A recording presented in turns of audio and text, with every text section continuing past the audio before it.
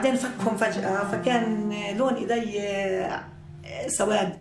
قلت له أنت شكلك يعني أنت ناوي تقتلني في السجن يعني. أنا في اللحظة اللي بلغوني فيها إنه قرروا الإفراج عني توقعت أن أكون شهيد رقم 208، لأنه إسرائيل ما بتفرج عن الأسرى الفلسطينيين إلا في إحدى حالتين، إما في حالة أنه يكون أنا محكوميته أو انتهت تاريخ حياته. فبحاولوا يعني إنه يضايقوا على الشعب الفلسطيني ويخوفوا ويرهبوا الأولاد الصغار، الكبير والصغير. وين حقوق الإنسان؟ وين الإنسانية؟ وين الرحمة في العالم؟ يعني ابني عم بيموت أنا.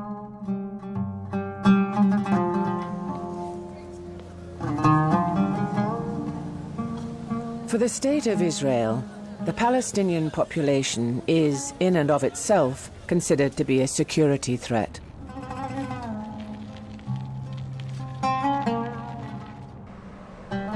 The architecture of Israel is, accordingly, a maze of fortifications. And if Israel is a fortress, Palestine is a prison. From besieged Gaza to the occupied West Bank to the actual prison system so central to this conflict. Since the Six-Day War in 1967, when Israel expanded its borders into Palestinian territory, 800,000 Palestinians have been arrested. Arrest after arrest, day after day, week after week, year after year. What then becomes of this legion of prisoners?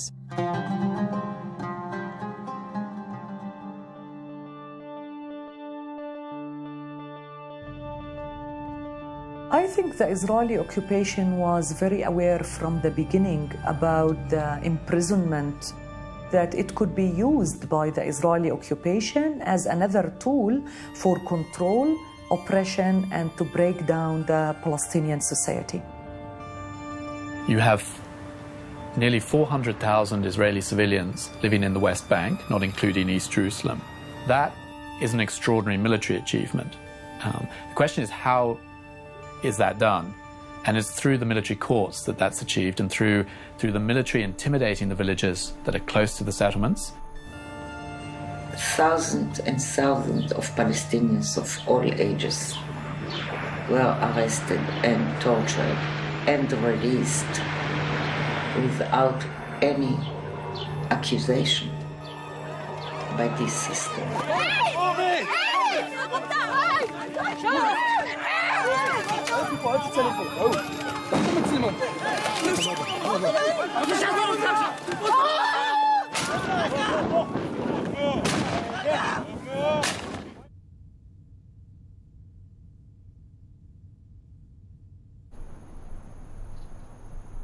Nabi Saleh is a Palestinian village in the West Bank.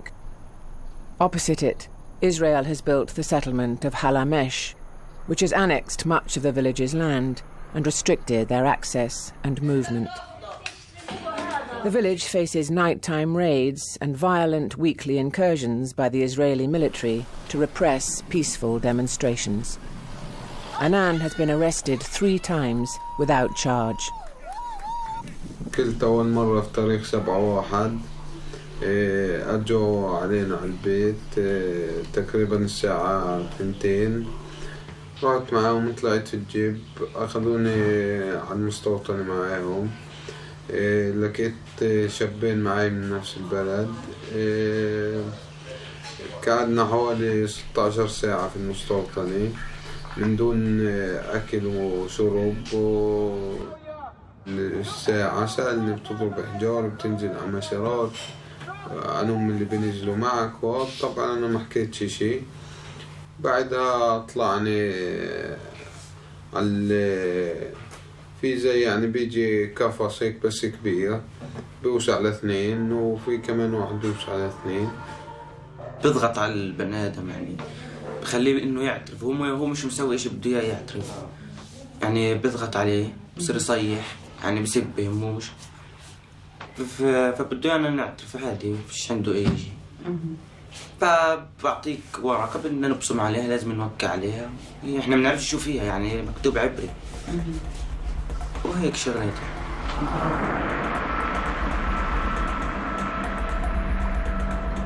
The child will be taken to see a military doctor. This tends to be a very cursory type of examination. There will be a military doctor in front of him with a clipboard and a checklist. If they're suffering any injuries, the typical response is that's not my problem. This seems to be more of an administrative function than serving any genuine medical purpose.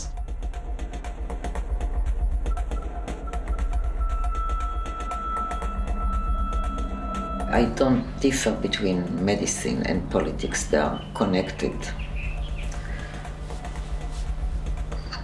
More than connected, they are inseparable. For a prisoner to get a good medical examination and diagnosis, it's very hard. And then to get the right treatment after getting the right diagnosis is even harder. Kifa Jibril, a mother of two, was arrested in 2010. She was held in administrative detention for 1 year before being released without charge. At the time of her arrest, the intelligence officer told her to bring her medication with her. She did, but she was never given it for the entirety of her detention, despite repeated requests. أنا مريضة في مرض اسمه رينودز ديزيز. هذا المرض بيأثر على أعضاء الجسم، على الأوعية الدموية، على الأطراف، على الإيدين، على الإجرين، بيأثر على الأعين، على الفم. أنا اعتقلت في 1/8. حضروا الجيش في نصف الليل على البيت، كان عددهم كبير جدا، تم اقتحام البيت بطريقة همجية جدا. اعتقلوني من البيت وبعدين حولوني مباشرة على قسم أو مركز المسكوبية في القدس للتحقيق. شفت طبيب السجن بعد 3 أسابيع. كانت معاملته كتير سيئة وكتير فاترة في موضوع المرض ووضع الصحي. كنت بعتقد إنه ممكن يكون يعني عنده شوية إنسانية أو عنده شوية رحمة، بغض النظر إن أنا أسيرة وهو يعني طبيب، المفروض يكون معاملني بشوية إنسانية. كان كتير جاف بتعامله. طبعا الأدوية ما أعطاني أدوية اللي كانت موجودة معي بتاتا، وبرضه رجع كتب لي مسكنات وأدوية للمعدة، ورجعت يعني رحت على زيارة الطبيب ورجعت زي ما أنا. Any patient needs to trust their physicians. In this case, it's impossible. The doctors inside the prisons are not belonging to the medical system inside Israel. In the hierarchy, they are under the head of the prison authority, so their reliability is not for the medical ethics, but just for the prison system. The prison authorities having their doctors under control, it's a power position. They don't want to lose it. I think if you put the wrong people and not the right people to look after these prisoners, then what does this signify? This signifies that you have really already an exterior or interior motive that you are not trying to show, but it's really there, that you are not giving your best to look after the prisoners from a medical point of view. So if you call that neglect, yeah, that's it. This is exactly what's happening. It is an extremely long period from the medical complaints to the medical answer.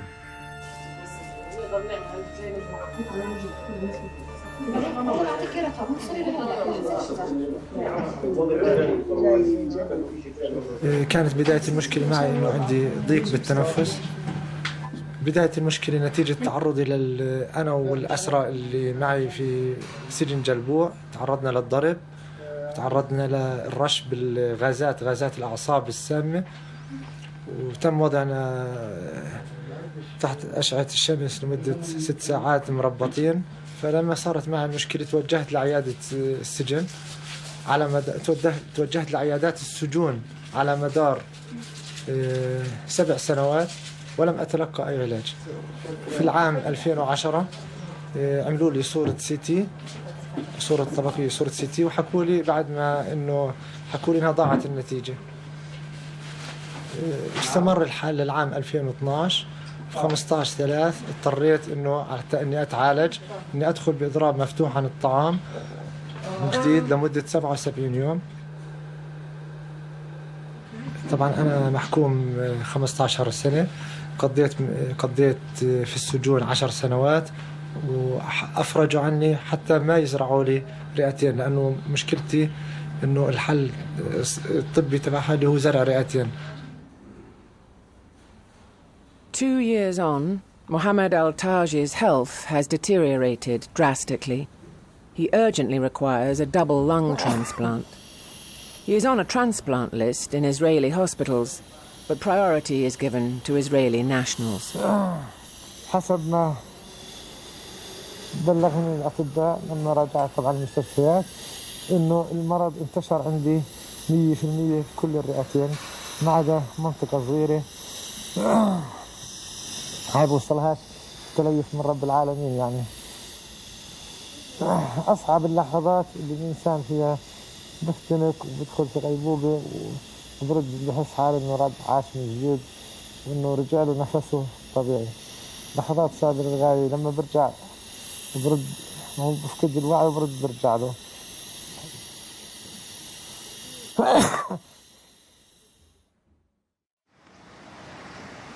Palestinian footballer Mahmoud Sarsak was arrested after getting permission from the Israeli authorities to leave Gaza to play for a team in the West Bank.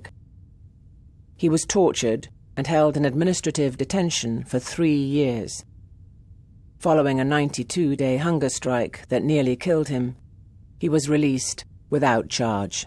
طبعا يعني أنا رياضي فلسطيني وشاب فلسطيني من شريحة الشباب الموجودة في فلسطين، واللي وقع على أكثرهم ظلم نتيجة الاعتقال، حيث تم اعتقالي لمدة 3 سنوات متواصلة. خلال هذه الفترة تعرضت لعدة جولات من التحقيق والتعذيب المذل والمهين داخل زنازين لا تمتلك لأدنى مقومات الحياة.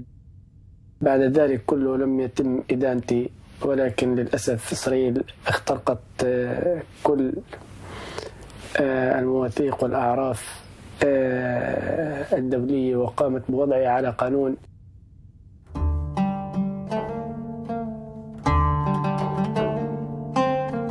Much of Israel's treatment of Palestinian political prisoners is in breach of several international human rights conventions and treaties, particularly the 4th Geneva Convention.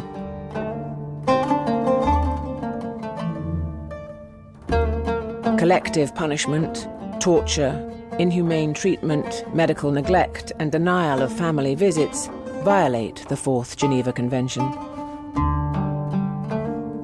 Organizations have been investigating such violations in the case of Israel.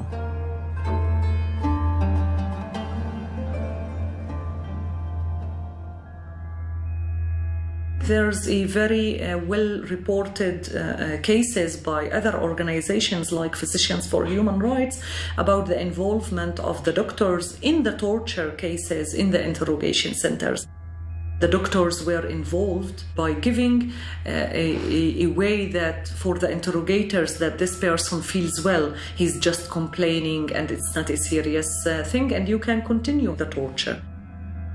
Never believe to any kind of regime, including the Israeli regime, that they are torturing in order to get information.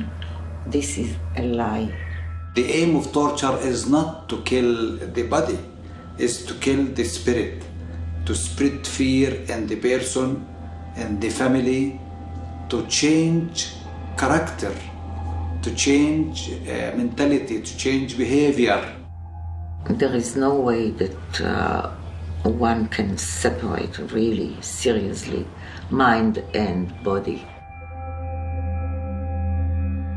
أساليب التعذيب هي أساليب وحشية تعتمد على أساليب نفسية وأساليب جسدية، واللي منها أسلوب الثلاجة، حيث يتم وضعك في مكان لا يتجاوز المترين في المترين، أسلوب شبح الموزة واللي هو بتم ربطك في كرسي بدون ظهر مقيد فيها في حلقة مثبتة في الأرض تحت هذا الكرسي، بحيث يصبح جسدك بشكل دائري.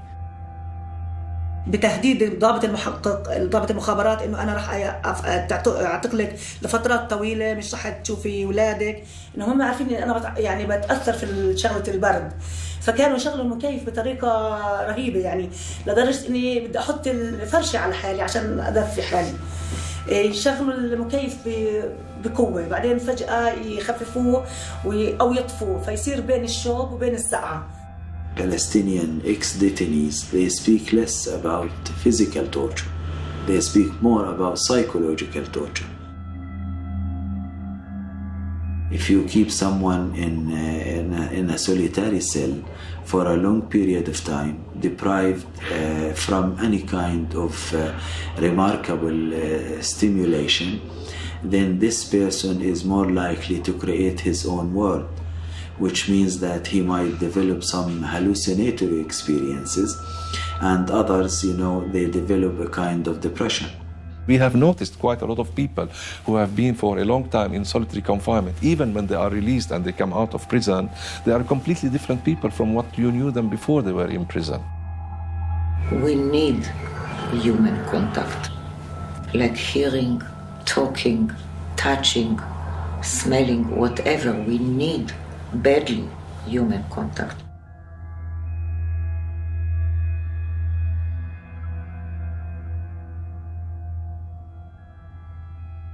In the Abu Jihad Prisoner Museum, the art of the prisoners offers us images of freedom. As prisoners try to maintain their collective spirit as a means of resistance, it is this spirit that the system attempts to break. Hana, what do they know of us? Hearts as soft as child hands learn to pick up rock with the care of farmers loving harvest.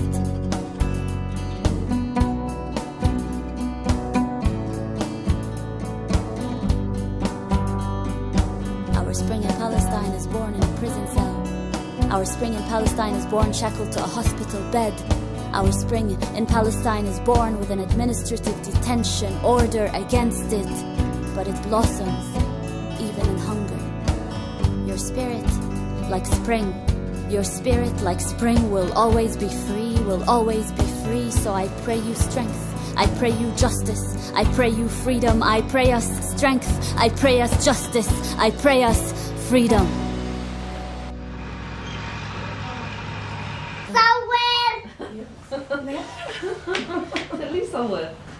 Hadera, her husband and her family live in the small Palestinian community of Asira al-Kubliya. Nearby is the far-right ideological settlement of Yitzhar. Her son, Mohammed, was charged when he was 15 with starting a fire at Yitzhar.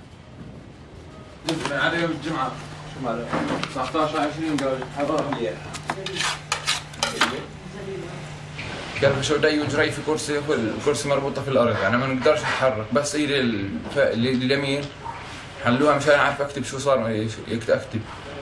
ليه بسويها؟ يعني فرح يسال فيي الضابط يقول لي مين ولع النار، انا بحكي له بعرفش، اجى مسكني من ايدي وصار يقول بدي اطلعك على الكهرباء، خليك تعرف. قعدت معهم من الساعه 10 للساعه 4 العصر وهو يسال فيي ويحقق فيي. احنا بكير لا ماكلينش ولا شيء، احنا جيعانين وعطشانين، احنا كله جبنا على الفاضي مش راضي. After 3 weeks in detention, Mohammed was released without charge. The trauma caused him to drop out of school. فحزنت عليه كثير يعني، وهو يعني يشرح لي عن الوضع انه في معاناة، يعني الخوف اللي زرعوه فيه صار ينعكس على تصرفاته مع خواته. أخته الصغيرة يظل يحاول بده مثلا يدب عن البلكونة.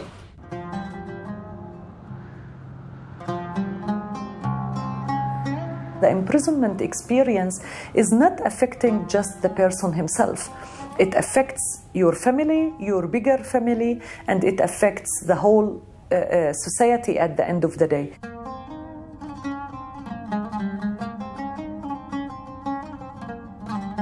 from a military perspective, you have to break the generations one after the other. You can't just break one generation because the next one will rise up. So it's breaking generations. Leila Isawi has witnessed all of her 7 children imprisoned by the Israeli authorities. She's become a leading activist and spokesperson for justice for her family. أنا عشت من سنة 87 لليوم وأنا هيك حالي يعني 3 داخلين 1 طالع 4 داخلين 5 داخلين السجن. ولا مرة أنا عشت مع أولادي ولا مرة احتفلنا في عيد أو قعدنا على سفرة سوا من 87 لليوم. شايفة عايشة معصوم.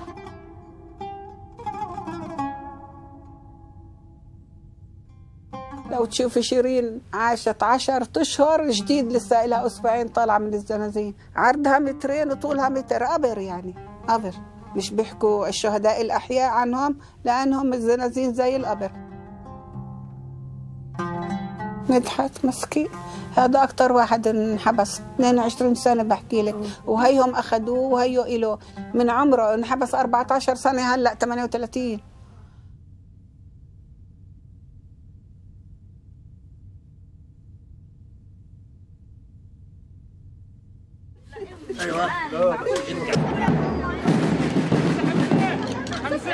One of Leila's sons, Samer, was released from prison following a negotiated prisoner swap, the Gilad Shalit exchange, between Hamas and Israel in 2011. On his rearrest in 2012, Samer undertook a high-profile hunger strike campaign that lasted 277 days and which won him his freedom. In 2014, he was rearrested again before his body could recover from the hunger strike. He has not been charged with any crime to date for his current detention.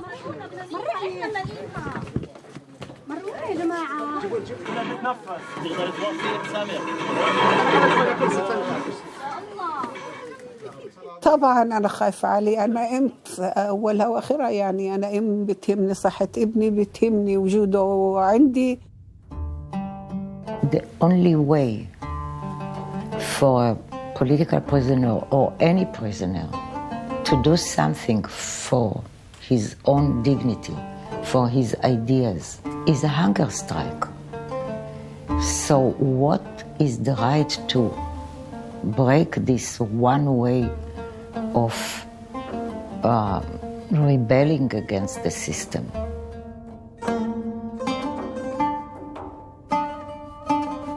As Israel continues to make systematic use of medical negligence, what can the international community do to end this illegal suffering and ensure the proper care of those affected?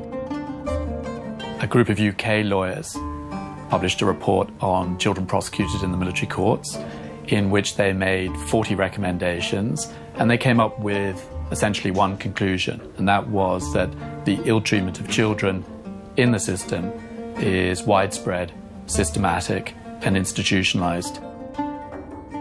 UNICEF issued an update, and they pretty much found very little had changed. So it's business as usual. The Israeli military continuously goes into the villages, intimidates those villages, and that process hasn't changed at all. But what the authorities do appreciate now is that they have a public relations problem. ننقل صورة معاناة الأسرى للشعوب، الشعب البريطاني، حتى إنه يمارس ضغطه على حكومته وفضح سياسة إسرائيل ويجبر إسرائيل على احترام القانون الدولي وأن تحترم اتفاقية جنيف. كلياتهم إنه يا ربي يتمم عليكم الصحة والعافية وأولادكم بحضانكم ويعم السلام في كل العالم.